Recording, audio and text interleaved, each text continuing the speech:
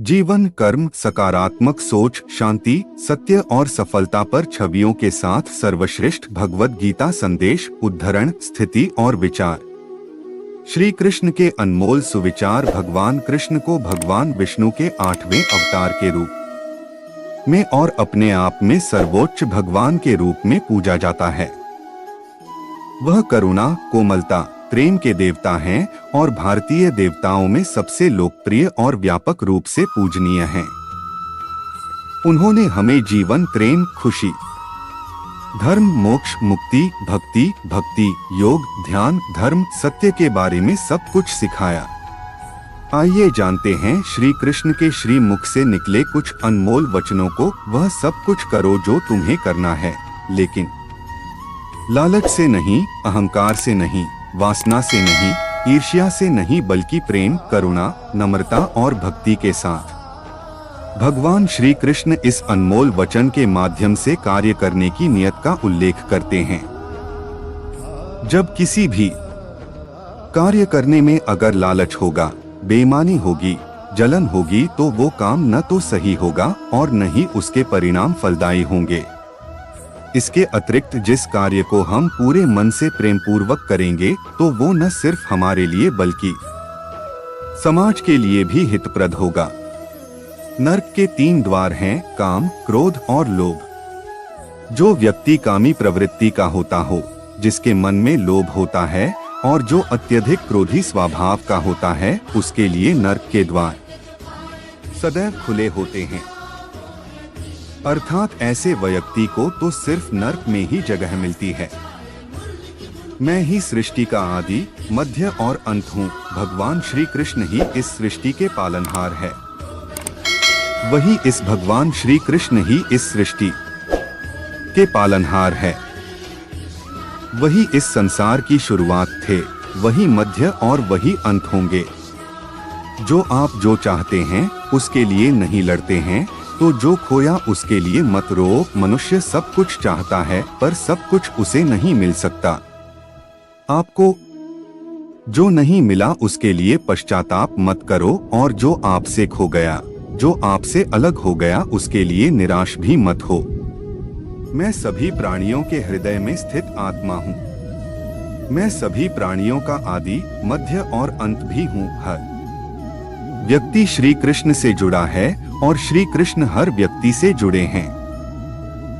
वही हमारे आदि, मध्य और अंत है। ठंड या गर्मी, सुख या दर्द का अनुभव करें। ये अनुभव क्षणभंगुर हैं, वे आते हैं और जाते हैं। उन्हें धैर्य पूर्वक सहन करें। समय एक सा नहीं रहता।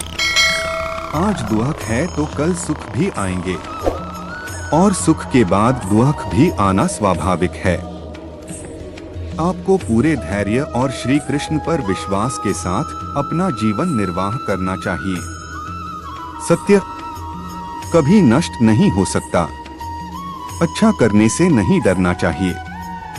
लोग अक्सर सच कहने से बचते हैं या डरते हैं, पर सत्य कभी छुप नहीं सकता और न ही कभी मिट सकता है। कितना भी छुपा ले, पर सच तो उजागर हो ही जाएगा। इसलिए जो बात सच पर आधारित हो, उसे करने या कहने और मानने से कभी नहीं डरना चाहिए। इस शरीर का मोह मत करो। यह तो माटी है, माटी में मिल जाएगा।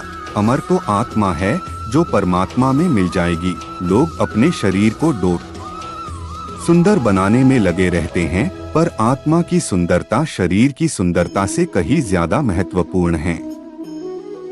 शरीर तो नश्वर है, मिट्टी ही तो है, तो मिट्टी में ही मिल जाता है, पर आत्मा अमर है, इसलिए आत्मा की सुंदरता पर ध्यान दो। आत्मा की सुंदरता अपने को श्री कृष्ण में लीन करने में मिलती। जो हुआ अच्छा हुआ, जो होता है अच्छे के लिए होता है। कभी कभी विपरीत परिस्थितियां हमारी वर्तमान स्थिति को अच्छा करने के लिए आती हैं। मन चंचल है, इसे और संयमित करना कठिन है, लेकिन यह अभ्यास से वश में हो जाता है। मन चंचल होता है, यह इधर उधर भागता है और किसी भी कार्य की एकाग्रता का दुश्मन है। लेकिन यदि यह व्यक्ति के वश में हो जाए तो इससे अच्छा कोई मित्र नहीं है। मन को एकाग्र करना जरूरी है, बस थोड़े से प्रयास और अभ्यास की जरूरत है। मेरे लिए न कोई घृणित है और न ही कोई प्रिय, न कोई निर्धन है और न ही कोई धनी, बस जो भक्ति भाव के साथ मुझे याद करते हैं, मैं उनका हूँ और वो मेरे। कृष्ण कोट्स श्री कृष्ण उन्हीं के हैं जो श्री कृष्ण के हैं। भगवान तो बस प्रेम भक्ति के भूखे हैं। जो भी उनकी भक्ति में लीन होता है, जो भी प्रेम से उन्हें याद करता है, वो सदैव उसका कल्याण करते। मैं हमेशा तुम्हारे साथ और तुम्हारे आसपास रहता है, चाहे तुम कुछ भी कर रहे हो। जब भी आप कोई बुरा कार्य करते हो या अच्छा कार्य करते हो, आपको लगता है कि कोई देख नहीं रहा, तो यहाँ श्री श्री कृष्ण कहते हैं कि तुम जो कुछ भी कर रहे हो, मेरी दृष्टि सदैव तुम पर है। इसलिए आप यह मत समझे कि आप अकेले हैं, आपके साथ श्री कृष्ण सदैव हैं। जो कुछ हुआ अच्छे के लिए हुआ, जो हो रहा है अच्छे के लिए हो रहा है, जो होगा वह भी अच्छे के लिए ही होगा। जो कुछ हुआ अच्छे के लिए हुआ, जो हो रहा है अच्छे के लिए हो रहा है, जो होगा वह भी अच्छे के लिए ही होगा। तो सकारात्मक रहो और अपना कर्म करो। आप वही हैं जिसमें आप विश्वास करते हैं। आप वह बन जाते हैं जो आप मानते हैं कि आप बन सकते हैं। हमारी सफलता और असफलता इस बात पर निर्भर करती है कि हम खुद पर कितना विश्वास करते हैं। व्यक्ति जो चाहे बन सकता है, यदि पूरे विश्वास के साथ अपने लक्ष्य पर लगातार चलता रहे। जिस इंसान के चारों तरफ नकारात्मक लोग रहते हैं, उस इंसान का मंजिल से भटक जाना तय है। कहते हैं मन के हारे हार है और मन के जीते जीत।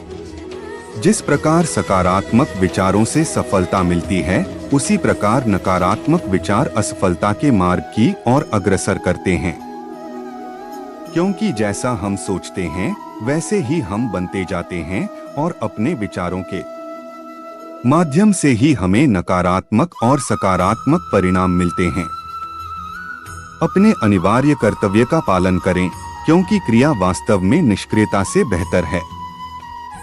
मनुष्य ही एक ऐसा प्राणी है जो कर्म करता है, इसलिए कर्म करना प्रत्येक व्यक्ति का धर्म भी है।